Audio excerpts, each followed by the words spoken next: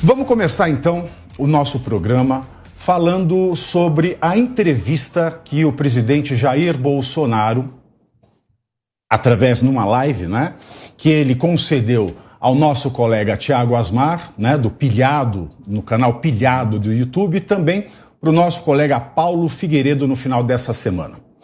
Em um dos trechos, o atual presidente e candidato à reeleição disse que vai avaliar o aumento do número de ministros no STF, o Supremo Tribunal Federal, caso vença as eleições. Vamos rodar o VT? O que não falta para mim, quando eu discuto com pessoas importantes da política, sugestões. Essa sugestão já chegou para mim. Eu falo, todas as sugestões, todas, a gente decide depois das eleições. O que eu tenho dito? Se eu for reeleito, o Supremo baixar um pouco a temperatura, nós já temos 2 pessoas garantidas, tem mais gente que é simpática a gente, mas tem 2 garantidas lá, que são pessoas que não dão voto com sangue nos olhos. Tem mais 2 vagas para o ano que vem. Talvez você descarte essa sugestão. Se não for possível descartar, você vê como é que fica. Você tem que conversar com o Senado também, a aprovação de nomes. Você tem que conversar com as 2 casas, a tramitação de uma proposta nesse sentido. E está na cara que muita gente do Supremo vai para dentro da Câmara do Senado, contrário. Porque se você aumenta o número de ministros do Supremo, você pulveriza o poder deles. Eles passam a ter menos poderes. Mas aí uma polêmica envolvendo o presidente e o Supremo Tribunal Federal. Vale lembrar, e nós vamos começar essa roda de debate a partir do lado jurídico, que eu tenho 2 advogados aqui do meu lado esquerdo, o doutor Cristiano e o doutor Alfredo, e depois nós vamos passar aqui para o jornalismo e para a política. Vale lembrar que o Supremo ele é criado no Brasil não com o nome de STF, mas Supremo Tribunal de Justiça, por Dom Pedro I, em 1828, um ano depois que ele criou, né, as faculdades de direito, que ele inaugurou os cursos jurídicos no Brasil. Na lei de 1828, o Supremo Tribunal de Justiça, como era chamado, ele tinha 17 ministros, mas só conseguiram 14. E ele passou a funcionar com 14 porque era o que tinha. Depois foi só na República, em 1890, que ele passou a se chamar Supremo Tribunal Federal, e a Constituição de 88, no artigo 101, define o número dos ministros do STF. Em 11, Dr. Cristiano Vilela, o presidente Jair Bolsonaro devia ter falado algo a respeito do STF que não é da competência do presidente, porque nós precisamos de uma PEC, se for para mudar o número de ministros do Supremo. O que você acha dele ter entrado nesse assunto? Olha, Pavinato, quem fala muito dá bom dia a cavalo. Eu vejo que nesse caso o presidente Bolsonaro deu um bom dia, boa tarde, boa noite para o cavalo. É um assunto que não cabe à disputa eleitoral. Nós estamos numa disputa renhida, uma disputa bem guerreada, de um lado, lado do presidente Bolsonaro, do outro lado, lado do ex-presidente Lula. Não é momento para vir com um tema desse, que extrapola as competências do presidente da República, muito menos um tema desse que flerta com o autoritarismo. Esse tipo de discurso de aumentar ministro do Supremo é discurso de Venezuela, é discurso de país que abandona a democracia. É a situação que a gente teve no Brasil durante o regime militar. Então, esse tipo de coisa, ele acaba desfavorecendo o presidente Bolsonaro no momento onde o presidente tem que dialogar com o centro. Presidente Bolsonaro, o senhor já tem o seu eleitorado, os seus votos já foram todos colhidos no primeiro turno. O momento agora é do senhor dialogar, do senhor convencer as forças de centro para que compreendam que o seu caminho é o melhor e não vir com um tipo de proposta dessa que extrapole a legalidade, que extrapole as próprias competências do presidente da República. Scaf, qual é a sua opinião sobre essa fala do presidente Jair Bolsonaro? Olha, veja, eu entendo que o presidente pode falar o que ele quiser, em primeiro lugar, porque ele foi eleito democraticamente. Agora, veja bem qual foi a fala do presidente. Ele avalia sugestões. Não tem nada demais, não tem nada de autoritarismo nisso. Eu acho que o momento não é o ideal para se falar nisso. Não vejo nenhum problema. O momento é de eleição, como o Cristiano disse, é de buscar votos para o segundo turno. Mas veja bem, isso não depende do presidente da República, Isso é uma decisão do Congresso. É uma decisão de 3/5 em 2 casas, quer dizer, você precisa de 304 deputados e 3/5 do Senado para aprovar isso em 2 votações, né? Aí se promulga essa proposta de emenda à Constituição. Isso é muito difícil de acontecer. Olha, eu vou repetir, o presidente não está propondo isso, ele está dizendo que ele avalia sugestões, porque ele ouve sugestões de dezenas, centenas de pessoas. E veja o seguinte, se tiver que aumentar o número de ministros no Supremo Tribunal Federal, uma hipótese, uma questão hipotética, isso não é de competência do presidente da República, pessoal. Precisa deixar claro isso. Isso vai passar pelo Congresso, futuro Congresso, que vai tomar posse em fevereiro de 2023. Então, eu acho assim, fazer um maremoto num copo d'água não é necessário, não tem nada a ver nesse momento, porque o presidente simplesmente disse que ele avalia isso. E você quer saber a minha opinião? Não vai acontecer isso. O Supremo Tribunal Federal vai continuar com 11 ministros. Agora, a minha sugestão para o futuro parlamento é o seguinte: diminuir as competências da Constituição. A Constituição tem muito artigo, pessoal. Ela está extrapolando, ela está diminuindo o STJ, o Superior Tribunal de Justiça.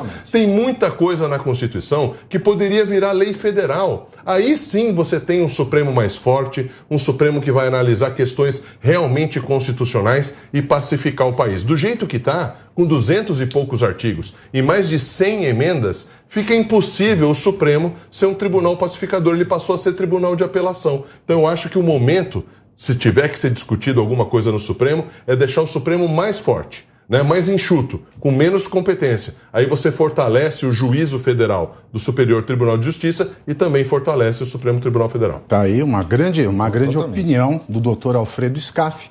E agora eu quero perguntar, Deise, você acha que o Supremo precisa de uma reforma, seja ela em questão numérica, seja ela em questão de competência, seja ela no método de escolha, no tempo de permanência? Como é que você vê o Supremo hoje? Porque eu tenho uma memória afetiva de quando eu entrei na faculdade de Direito. Eu via lá, por exemplo, o professor Moreira Alves. Falava, isso tem notável saber jurídico. Né? O que ele falava, mesmo quando a gente não concordasse, era um embasamento tão bonito, era um pensamento tão profundo que a gente não vê mais ali no Supremo. Como é que você vê o Supremo, Deise? Eu concordo com... Eu ia falar com os guris, eu concordo com o que os meus colegas falaram aqui. Eu acho que nessa campanha o presidente Jair Bolsonaro ele tem que ir atrás de um fato novo positivo e mirar o eleitor de centro, que é como vocês falaram. Em relação ao Supremo, tem extrapolado os poderes, sim, né? A nossa democracia... o sistema de freios e contrapesos ele está bem embaralhado, então é preciso que cada um retome o seu papel e o seu poder na democracia, mas eu acho que também precisa o Supremo precisa de uma reforma de poder mesmo, de voltar para o seu lugar, de voltar para os seus afazeres. A gente tem um problema, e isso não é só no Brasil, mas desde que começou aquele julgamento do O.J. Simpson nos Estados Unidos, houve uma mediatização do judiciário. Isso acabou tendo um respaldo em todas as democracias, e aqui no Brasil isso é muito forte. Então o Supremo foi adquirindo também um poder de mídia, né? Não é mais somente o poder judiciário, é um poder de aparecer mesmo, então de querer se sobrepor aos outros poderes, e isso a gente precisa voltar para a normalidade, né? Exatamente. E quanto mais ministros, né, a rede social não vai acabar, a mídia não vai acabar, vai ter mais gente querendo aparecer. Tomé Abduc, a gente estava brincando lá em cima na produção, no camarim, na sala de maquiagem, né? A gente estava falando da nossa proximidade nasal. Né? A gente tem algo em comum aqui, né? Te chamavam de mapa de Minas Gerais na escola? Pô, me chamavam de tudo. Eu quando sentava na sala de aula, que eu olhava pra trás, o pessoal falava, Tomé, eu virava a classe inteira caía no chão por causa do nariz. Pois é, uma coisa. Falavam que eu podia fumar na chuva. Isso é narizofobia. É narizofobia. Mas vamos lá, Tomé que foi eleito candidato estadual em São Paulo, fez uma campanha aí colada com o ex-ministro do Meio Ambiente, também agora deputado federal eleito, o Ricardo Salles, nosso querido amigo, apoiando o presidente Jair Bolsonaro e pedindo cadeia para o Lula. Esse era o slogan da campanha. Se eu não estiver enganado, me corrija. O que é que você achou dessa fala do presidente Jair Bolsonaro e você acha que é uma ideia a ser cogitada aumentar o número de ministros no STF? Não, primeiro eu acho que foi uma live que ele fez, né, um podcast de quase 4 horas, falando um monte de coisas propositivas em relação ao Brasil. E o que se tira de tudo isso, que é o tema da nossa discussão de hoje aqui, é uma fala que ele diz que ele recebe muitas propostas e uma delas é aumentar o número de ministros do Supremo Tribunal Federal e que ele pode avaliar tudo isso. Inclusive, isso tem que ser feito via uma tramitação de uma proposta no Senado. Aí a gente escuta aqui, né, o Cristiano falar para nós aqui que ele flerta com o autoritarismo, que ele flerta com a Venezuela. Então, assim, é tão distorcida a realidade das coisas, e para isso nós temos que recordar algumas coisas importantes. Primeiro que a forma de escolha dos ministros do Supremo Tribunal Federal, no meu ponto de vista, é totalmente equivocada. Pelo seguinte, o governo que está em poder e que às vezes fica por muitos anos, acaba colocando um número de ministros muito significativo e levando as decisões do Supremo Tribunal Federal para o lado que esse governo apoia. No caso, aconteceu muito nos governos do PT no passado, na gestão do Lula e na gestão da Dilma. Vamos imaginar o seguinte agora, que o presidente que já elegeu 2 pessoas para o Supremo Tribunal Federal, ele se reelege, vai se eleger, hein? Tenho certeza que ele vai se reeleger. Esse é o meu feeling e a minha vontade. Ele vai colocar mais 2 pessoas no primeiro ano. E aí ele vai fazer o próximo presidente da República e, eventualmente, esse presidente fique por mais 2 gestões. Ele vai colocar mais pessoas lá que são voltadas à direita. Aí vamos imaginar que no futuro entre um presidente de extrema direita, que não é o que nós somos, que aqui ninguém é extremista. Vocês concordam que eles podem levar o país para um desastre? Como está acontecendo hoje com as decisões tomadas pelos ministros atuais do Supremo Tribunal Federal? Que é o que eu vejo. O voto deles é totalmente contra os anseios da nossa sociedade. Vamos relembrar algumas coisas? Vamos, acabaram a gente tem até na pauta com a prisão em segunda instância. Acabaram com as decisões da 13ª Vara de Curitiba, do TRF4 e dos desembargadores de Brasília.